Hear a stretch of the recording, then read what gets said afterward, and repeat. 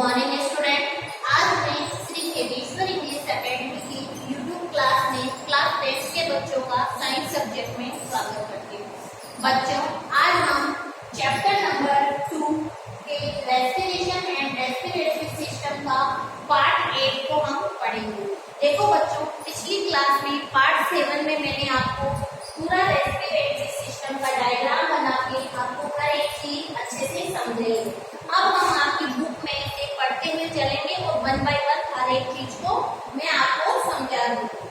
ठीक है, बुक का पेज नंबर 15 निकालिए। देखो, हमने बात की थी, हमने ह्यूमन रेस्पिरेटरी सिस्टम को 3 भागों में डिवाइड किया था। अपर रेस्पिरेटरी सिस्टम, फिर lower respiratory system and respiratory muscles. फिर हमने किसमें बांटा इसको? Respiratory muscles. तो बच्चों, सबसे पहले हम अपर रेस्पिरेटरी सिस्टम के बारे में पढ़ेंगे। The upper respiratory system mainly comprises of nose, mouth, pharynx and larynx. यानी कि अपर रेस्पिरेटरी सिस्टम में हम बात करेंगे सिर्फ इसकी नोज,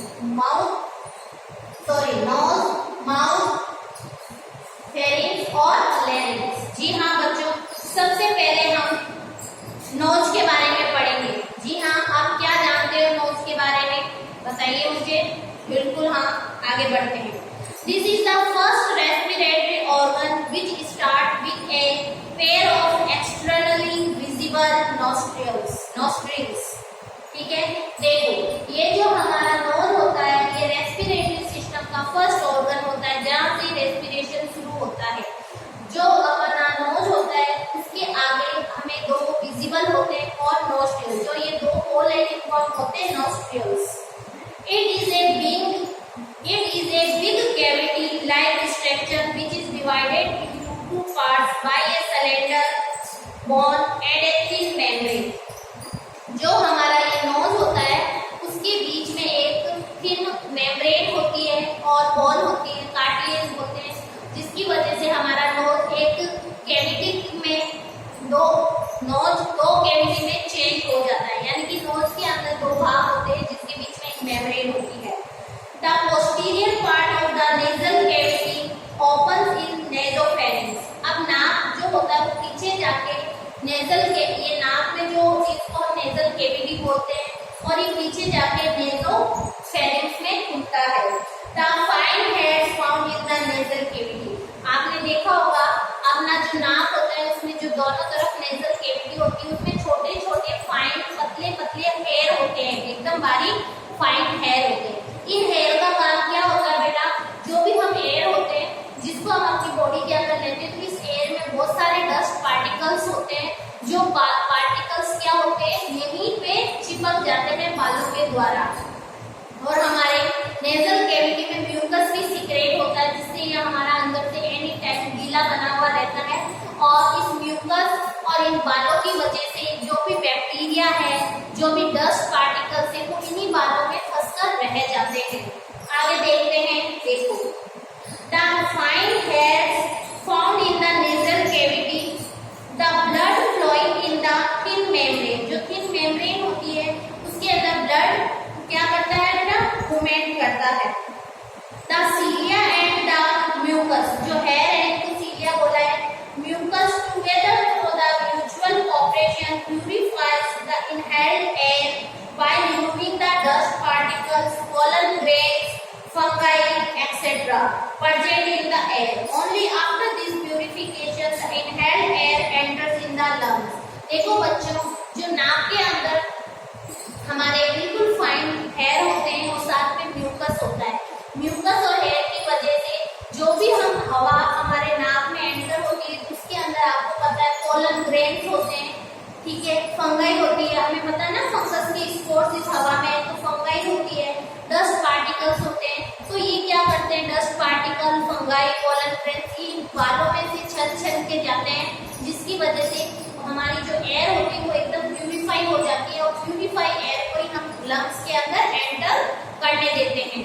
ठीक है, प्यूरिफाइड एयर क्या होती है हमारे अब लंग्स में एंटर करेगी। अब बात आती है माउथ की। Mouth works as a secondary organ in respiratory system. देखो, माउथ प्राइमरी ऑर्गन तो हो गया हमारा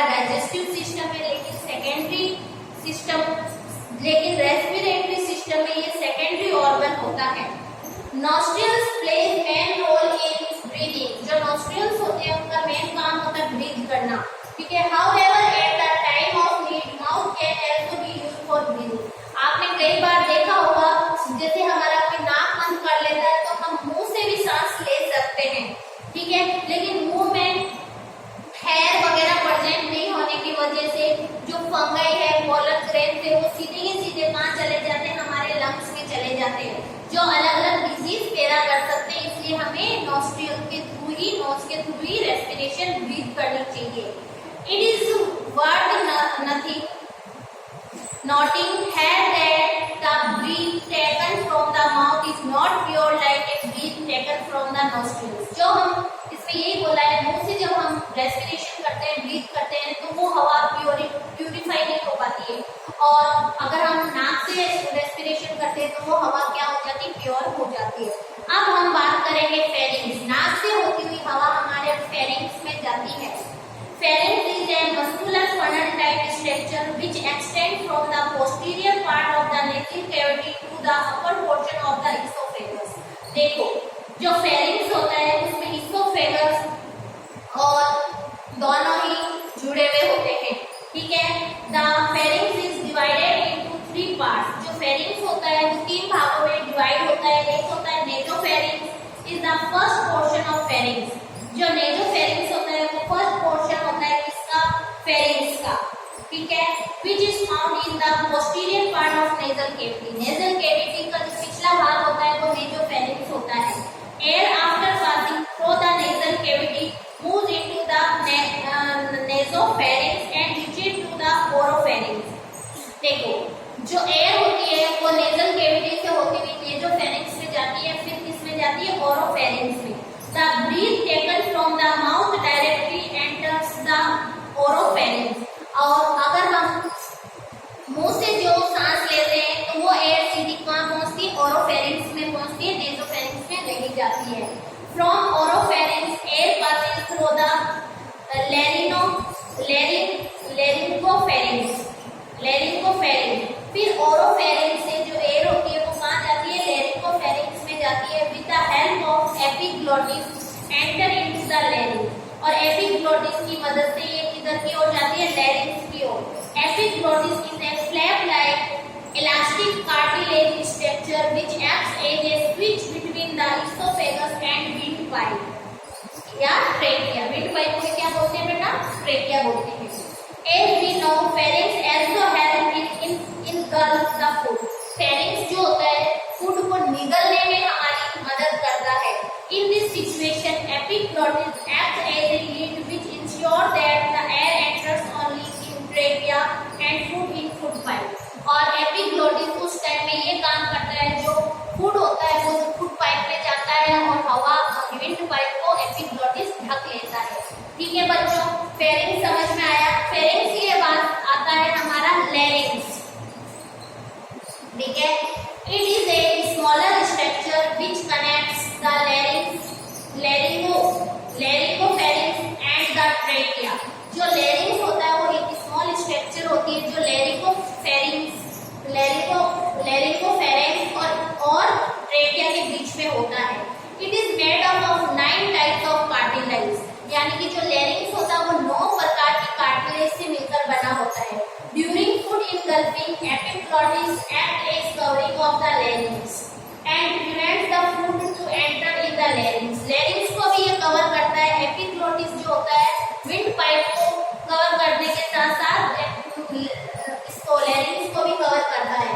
special structure called vocal cords या vocal cords are found in the larynx। जो larynx होता है उसके अंदर वोकल कॉर्ड्स या वोकल कॉर्ड्स पाए जाते हैं। Vocal cords are mucous membrane which vibrate with the movement of air and produce various sound। जैसे जैसे हवा हमारे मुंह में एंटर करती है उस हवा के अकॉर्डिंग ही इन जो वोकल कॉर्ड्स होते हैं उसमें क्या होती है, वाइब्रेशन होता है, और वाइब्रेशन की वजह से हमारे मुंह से साउंड प्रोड्यूस होती है। ठीक है बच्चों, आगे चलते हैं। ये तो कौन सा था, हमारा upper respiratory system. Upper respiratory system में नोज आता है, फेरिंक्स आता है, लैरिंक्स आता है और mouth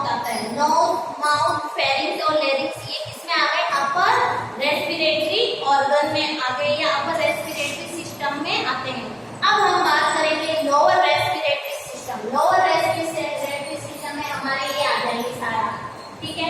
lower respiratory system, the lower respiratory system mainly comprise of trachea, bronchi, bronchioles, alveoli and lungs. जी हाँ, ये सारा का सारा सिस्टम किसमें आता है? लोअर रेस्पिरेटरी सिस्टम है। देखो ट्रेकिया है जो आगे दो भागों में बंट जाती है। ट्रेकिया होती है हमारी विंड पाइप को हम ट्रेकिया बोलते हैं। ट्रेकिया आगे दो भागों में बंट जाती है, उसको बोलते हैं हम ब्रोंकाई। ब्रोंकाई दोनों लंग्स में एंटर करती है और लंग्स में जाके ब्रोंकाई बहुत सारी ब्रांचेस में बंट जाती है, जिसको बोलते हैं ब्रोंक्यूल्स। तो ब्रोंक्यूल्स का जो लास्ट वाला पोर्शन होता है वो कुछ खुला हुआ होता है, जिसको हम बोलते हैं एल्वोलाई। तो trachea, bronchi, bronchioles, alveoli and lungs ये कौन से भाग में आएंगे? लोअर रेस्पिरेटरी सिस्टम में आएंगे। ठीक है बच्चों, देखो सबसे पहले हम बात करेंगे ट्रेकिया की। एक मिनट बच्चों, आप पढ़ो, मैं आती हूँ।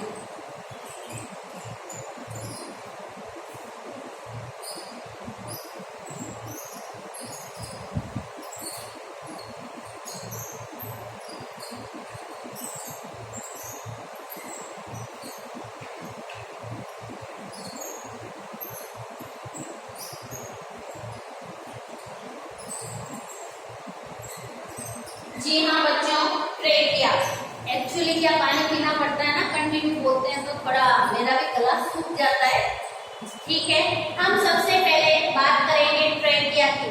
This is about 5 inch long tubular structure which is made up of C-shaped rings of hyaline cartilage covered by pseudo stratified ciliated columnar epithelium।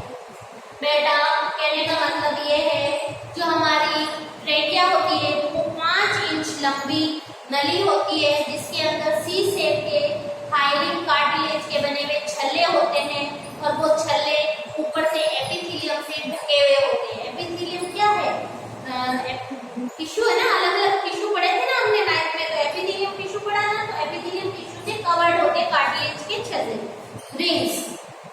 ठीक है, cartilage rings prevents the tracheal to stick with each other and keep the tracheal open all times। Trachea को हर वक्त खुला रखता है जिससे वो आपस में चिपके ना। ट्रेकिया को चिपकने से बचाता है कौन? Cartilage, rings of cartilage. Transport the breath from neck to the chest region. जब हम ब्रीदिंग करते हैं तो एयर का जो ट्रांसपोर्टेशन होता है ना, कहां से कहां तक, नेक से लेके चेस्ट तक, तो ये चिपके नहीं, इसके लिए इसमें क्या पाए जाते हैं? Rings of cartilage. ठीक है, आफ्टर रीचिंग इन द थोरिक कैविटी, थोरिक कैविटी ये थोरिक पोर्शन होता है, थोरिक cavity the trachea divide into 2 branch. जो ट्रेकिया होती है थोरिक कैविटी में दो भागों में डिवाइड हो जाती है, दो ब्रांच में डिवाइड हो जाती है। The left and the right bronchi which then enter into the lungs of the respective side. ये जो होती है दो भागों में डिवाइड हो जाती है, लेफ्ट और राइट, और दोनों अलग अलग लंग्स में एंटर कर जाती है। These branch are called primary bronchi. The epithelium present in the trachea synthesize mucus which purifies the inhaled air and forward it toward the lungs।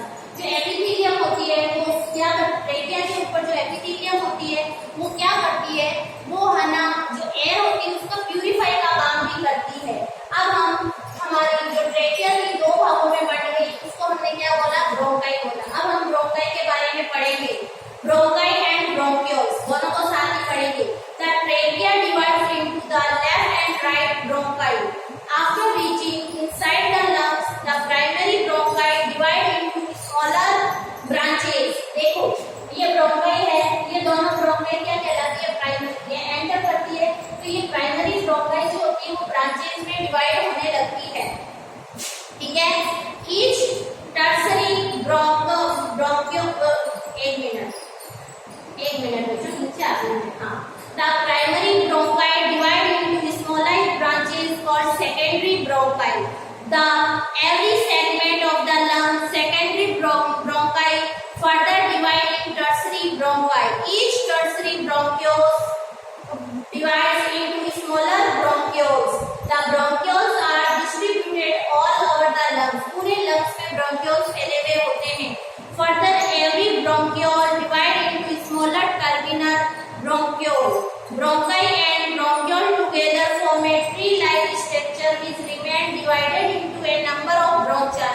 Branches, यानी कि ये जो ब्रोंकाई होती है वो प्राइमरी, सेकेंडरी, टर्सरी में ऐसे फैल के एक झाला सा बना लेती है बच्चों, जाल बना लेती है पूरे लंग्स के अंदर। ठीक है, मैंने तो यहाँ कम जाला बनाया ताकि तुम्हें समझ में आसानी से आए।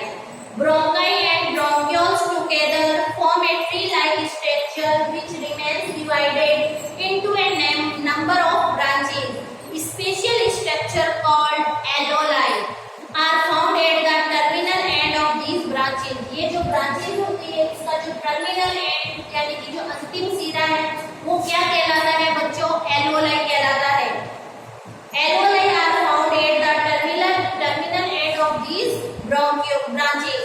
The gases exchange occurs through these alveoli. तो बच्चों आपको ये ध्यान रखना है जो गैसेस का एक्सचेंज होता है वो कहाँ होता है? एल्वोलाई में होता है। ये एल्वोलाई भी बहुत इंपॉर्टेंट है कि जो गैसेस का एक्सचेंज होता है वो कहाँ होता है? 1 नंबर का क्वेश्चन आपसे पूछ सकते हैं। एल्वोलाई के अंदर क्या होता है? गैसेस का एक्सचेंज। देखो ट्रेकिया 2 भागों में डिवाइड हो जाती है जिनको बोलते हैं ब्रोंकाई। ब्रोंकाई अंदर एंटर करती है primary bronchiole, secondary bronchiole, tertiary bronchiole. Bronchioles आगे जाके इनका जो टर्मिनल एंड होता है वो क्या होता है? थोड़ा खुला होता है और जिसको हम क्या बोलते हैं? एल्वोलाई बोलते हैं।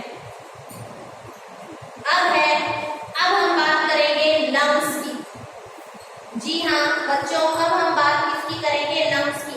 Lungs are flexible, soft, light, pink colour organ. जो लंग्स होते हैं वो बहुत ही फ्लेक्सिबल होते हैं, सॉफ्ट होते हैं, लाइट होते हैं, पिंक कलर के होते हैं। A pair of lungs found just our the diaphragm on left and right side of the chest. दो हमारे डायफ्राम के ऊपर 2 लंग्स होते हैं, एक लेफ्ट लंग होता है, दूसरा राइट लंग होता है। ठीक है बेटा। Lungs are made of numerous bronchi, alveoli, blood vessels, lymphatic vessels, flexible fibres, membrane and several cells. जो लंग्स होते हैं वो बहुत ही ज्यादा ब्रोंकाई से, एल्वोलाई से, ब्लड वेसल से, लिम्फेटिक वेसल से, फ्लेक्सिबल फाइबर से, मेम्ब्रेन से, सेवरल सेल से मिलकर बना होता है। फ्लेक्सिबल क्योंकि क्या होता है? जब इसमें एयर एंटर होगी तो ये फूटता है और जब हवा को CO2 को बाहर निकालना होगा तो ये इसमें कॉन्ट्रैक्शन होता है, तो ये फ्लेक्सिबल नहीं होगा तो कैसे होगा? फिर है the right lung is slightly smaller in length than left lung. Left lung की तुलना में राइट लंग जो होता है वो थोड़ा सा छोटा होता है। However it is slightly broader. Men's lungs are slightly heavier and than woman lungs. जो वुमेन्स होती है उसके लंग्स की तुलना में जो जेंट्स होते हैं, मेन होते हैं, उनके लंग्स थोड़े हेवी होते हैं। The left lung is divided into 2 lobes. जो लेफ्ट लंग होता है, लेफ्ट कौन सा है? ये वाला। कौन सा है लेफ्ट? ये राइट है।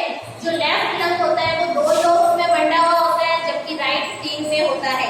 The left lung is divided into 2 lobes while right one is divided into 3। जो राइट लंग होता है वो 3 में डिवाइड होता है। Each lobe is further divided into many sub division. हर एक लोब अलग अलग में आगे डिवाइड होती है। Each sub division split into several small blocks in which branches of the bronchi, the arteries and veins divided and form an independent unit. Each lung is made up of spongy tissue in which many capillaries and about 30 million alveoli. 30 million alveoli होती है हर एक lung के अंदर, बहुत ज्यादा होती है। The alveoli are cap-like cup, ना कि cap. Alveoli are cup-like structure which are found at the end of the terminal of bronchioles. It is surrounded by several capillaries. यानी कि alveoli के पास में बहुत सारी capillaries होती है, हेयर लाइक स्ट्रक्चर होती है, वेसल्स होती है जो ब्लड को कैरी करती है बच्चों। Rows of segment epithelium are found in the alveoli which help in the exchange of the gases from the blood flowing in the capillary. alveoli से कैपिलरीज के अंदर ब्लड का क्या होता है? एक्सचेंज होता है, गैसेस का एक्सचेंज होता है। अब है lower respiratory system.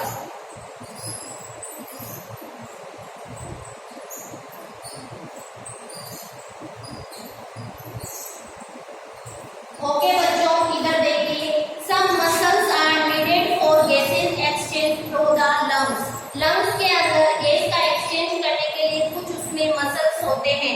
These muscles have the inhalation and exhalation of gases. और यही मसल इनहेलेशन यानी अंदर की ओर, एक्सहेलेशन यानी बाहर की ओर हवा को निकालने में क्या करते हैं, मदद करते हैं। Diaphragm is primarily responsible for respiration. Right, अगर डायफ्राम नहीं होगा तो रेस्पिरेशन के बारे में आप सोच भी नहीं सकते हो, एक्सहेलेशन और इनहेलेशन नहीं होगा। The diaphragm is a thin sheet like structure which is made of skeletal muscles formed on the surface of the thorax। जो thorax होते हैं इस पे पतला सा थिन एक मसल्स का बना हुआ पर्दा होता है। On contraction of the diaphragm, the air passes through the nostrils and enters into the lungs। जब डायफ्राम में कॉन्ट्रैक्शन होता है तो हवा हमारे नाक से होती हुई, हमारे ट्रेकिया से होती हुई हमारे लंग्स तक पहुंचती है। The relaxation of diaphragm causes the exit of air from lungs। और जब डायफ्राम में रिलैक्सेशन होता है तो इसमें जो हमारे लंग्स में जो हवा होती है वो बाहर की ओर निकलती है। Additionally special types of muscles called intercostal muscles are found in the rib. और जो रिब्स होती है उसके अंदर इंटरकोस्टल मसल्स होते हैं जिसकी वजह से रिब्स भी बाहर की ओर अंदर की ओर मूवमेंट होता है। देखो अंडरलाइन करना बेटा, इंटरकोस्टल मसल्स इंपॉर्टेंट है। देखो ये जो हमारी रिब्स होती है वो है ना, उसके अंदर कुछ स्पेशल मसल्स होते हैं। इधर देखो, additional special type of muscles called intercostal muscles are found in the rib which help in the contraction and relaxation of diaphragm. यानी डायफ्राम के अंदर और हमारी रिब्स के अंदर इंटरकोस्टल मसल्स होते हैं जिसकी वजह से ये आसानी से कॉन्ट्रैक्शन और रिलैक्सेशन कर सकते हैं। जी हाँ बच्चों, आगे है फिजियोलॉजी ऑफ रेस्पिरेशन, यानी कि रेस्पिरेशन की क्या फिजियोलॉजी है। The pulmonary movement of air is such as rhythmic process of inhalation and exhalation of air in the lungs which facilities the gases exchange for this aeronavigation the respiratory system. The negative pressure gradient between the atmosphere and the alveoli, the contraction relaxation of the diaphragm। Because of these reasons, the high pressure air from the atmosphere enters inside the lungs। देखो बच्चों, कुछ नहीं होता है, मैंने आपको बताया जो हमारी एल्वेओलाई होती है उसमें ब्लड आता है, उस ब्लड में अगर CO2 प्रेजेंट होती है वो बाहर से जो हवा जाती है उसमें CO2 कम होती है, तो CO2 अपनी हाई अमाउंट से high concentration to lower concentration की और डिफ्यूजन मेथड से क्या हो जाती है, बाहर निकल जाती है। इसी तरह आप ऑक्सीजन की बात कर सकते हो। ऑक्सीजन जो होती है वो हमारी आउटर एयर में क्या होती है, ज्यादा होती है और हमारी बॉडी के अंदर ऑक्सीजन कम होती है। तो आउटर एयर से जो अंदर की एयर है उसके अंदर ऑक्सीजन कम होने की वजह से oxygen high concentration to low concentration की ओर चली जाती है और इस तरह CO2 और ऑक्सीजन का एक्सचेंज होता है डिफ्यूजन के थ्रू। ठीक है, और ये ब्लड कैपिलरीज में मिक्स हो जाती है और फिर ये ब्लड हमारी बॉडी में हर एक पोर्शन तक पहुंच जाता है। नेक्स्ट है the respiration process is carried out at 2 levels. देखो दो तरह से रेस्पिरेशन होता है, एक होता है एक्सटर्नल रेस्पिरेशन, दूसरा होता है इंटरनल रेस्पिरेशन। एक्सटर्नल में क्या होता है, in this respiration the gases exchange between the air filled alveoli and blood following in the capillaries occur due to difference between the partially pressure of gases between them। Internal respiration, in this respiration the exchange of gases between the blood flowing in the capillaries and tissues occurs through diffusion। देखो बच्चों, जो external और internal respiration को भी दो भागों में बांटा है, एक होता है एक्सटर्नल, एक होता है इंटरनल। एक्सटर्नल में तो क्या होता है, जो एयर आती है उससे O2 और CO2 का एक्सचेंज कहाँ होता है, सिर्फ हमारे लंग्स के अंदर होता है। लेकिन इंटरनल में क्या होता है, जैसे ऑक्सीजन मिल गई हमारे लंग्स में कैपिलरी वाले ब्लड में, तो वो ऑक्सीजन हर एक सेल तक जाती है और वहां पर जब रेस्पिरेशन एक्सचेंज होता है, यानी कि उन सेल से CO2 का उस ब्लड में मिलना और उस ब्लड से ऑक्सीजन का उस सेल में मिलना, ये कहलाता है इंटरनल रेस्पिरेशन। तो बच्चों, मैं उम्मीद करती हूँ आज आपको ये रेस्पिरेशन वाला टॉपिक बहुत ही अच्छे से समझ में आया हो। कीजिए